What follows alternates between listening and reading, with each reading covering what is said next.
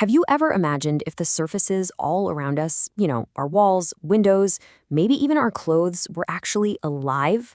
Well, today we're going to dive into a pretty revolutionary concept that really blurs the line between biology and technology. It's called the photonic living sheet, and it's an idea that could completely change the world we see and touch every day. So let's just start with that big question right there. What if our materials were alive? And I don't mean in some creepy sci-fi movie kind of way. I mean, what if they were smart, responsive, and could actually take care of themselves?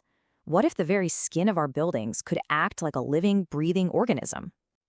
Okay, to understand how that's even possible, we really need to dig into the core concept. So, Section 1, a living skin. This is the foundation for everything we're about to talk about. At its heart, the photonic living sheet, or PLS for short, is a smart material that does three really key things. First, it manages daylight. Second, it harvests energy from that light. And third, and this is the real game changer, it uses that power to keep itself alive and even provide light when it's dark. Now, you have to understand, this isn't just another piece of technology. It's a true biohybrid. The research describes it as a dual skin system. You've got one layer that handles all the physics of light, and another that handles the biology of life. And they work together in harmony in one single elegant material. So how does this living skin actually work? Well, that brings us to its core mechanism. Section 2, the day and night engine. This is all about how the sheet operates on a full 24-hour cycle, just like any other living system. You can almost think of the sheet as having two different personalities. During the day, its main job is to manage the sunlight coming in, harvest all that energy, and then store it away. But as soon as the sun goes down, boom, its role completely flips. It becomes a source of light, it can power sensors, and it uses a tiny biological charge to keep itself going until the sun comes back up. So how does it manage all that sunlight? Well, it starts with something called a peacock photonic skin, which is just an awesome name. Think about the shimmering colors on a peacock's feather. This layer uses similar microprisms to bend the useful light inwards while kicking out the infrared heat, which helps keep everything cool. Right below that, an angular mixing panel acts like a super sophisticated diffuser, scattering the light to get rid of glare and harsh shadows. And while it's managing all that light, it's also harvesting energy. It's a pretty slick journey. A special layer captures sunlight and funnels it to the edges. Then tiny little solar cells convert that light into electricity, which gets stored in a battery. But here's the really wild part. A living biofilm provides this constant, tiny trickle charge that keeps the whole system stable and, well, alive.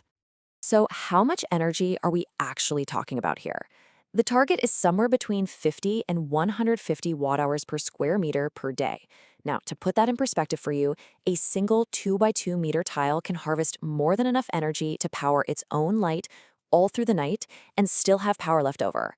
When the main battery is doing the heavy lifting at night, that biological layer, a biofilm, steps up and acts like a living battery. It provides the steady, low-level power source that makes sure the smart functions never fully die, even if you go through a long stretch of cloudy days. Okay, the tech is absolutely fascinating, but what can you actually do with it? Let's get into the real-world impact. Section 3, from lab to life. The first big application they've explored is the living greenhouse. Just imagine replacing a normal greenhouse roof with these tiles. You'd create a structure that actively manages the growing environment, and it could do it all completely off-grid. And the benefits here are very real.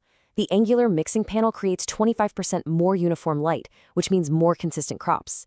The energy it harvests gives you grid-free lighting at night to control growth cycles, and it even has a self-cleaning module. You're basically creating a totally autonomous, perfectly optimized environment for growing food. Next up, let's shift gears from farming to disaster relief. The second application is called the Centennial Blanket, and it's a life-saving sheet designed for emergency situations. And trust me, this is so much more than a thermal blanket. It can provide hours of light for tending to the injured at night. It can send out a long-range distress beacon for days, running on that tiny bio-trickle charge long after the main battery is dead. And, incredibly, it has built-in acoustic sensors that can listen for things like human voices or approaching cars and then alert the user. Now, the third application scales this whole idea up dramatically, the urban skin. The idea here is to wrap our buildings in this material, turning entire city facades into active systems that provide light, harvest their own energy, and even sense the world around them. All of this really points to a much bigger idea about where our technology is headed. And that brings us to our final section: the future is biohybrid. There's a quote in the source material that just nails why this is such a leap forward. It says the PLS reframes thin films as active infrastructure, daylighting plus microharvest plus self-sensing.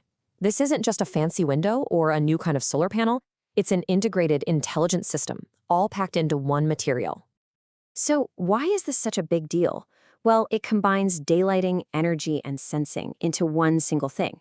It turns passive surfaces, like our walls, into active, intelligent systems. And crucially, this isn't just a single product, it's an adaptable platform that you could use for countless different applications. And the vision gets even more ambitious from there. The research paper imagines versions adapted for the desert, sheets that could line habitats in space, and even something called a reef sheet designed to float over damaged coral, managing sunlight to help it recover. The potential is just staggering. And that brings us right back to where we started. If our surfaces, our buildings, our shelters, our farms, if they all become alive, intelligent, and self-sustaining, what will our world actually look like? That's the profound question a technology like this forces us all to consider.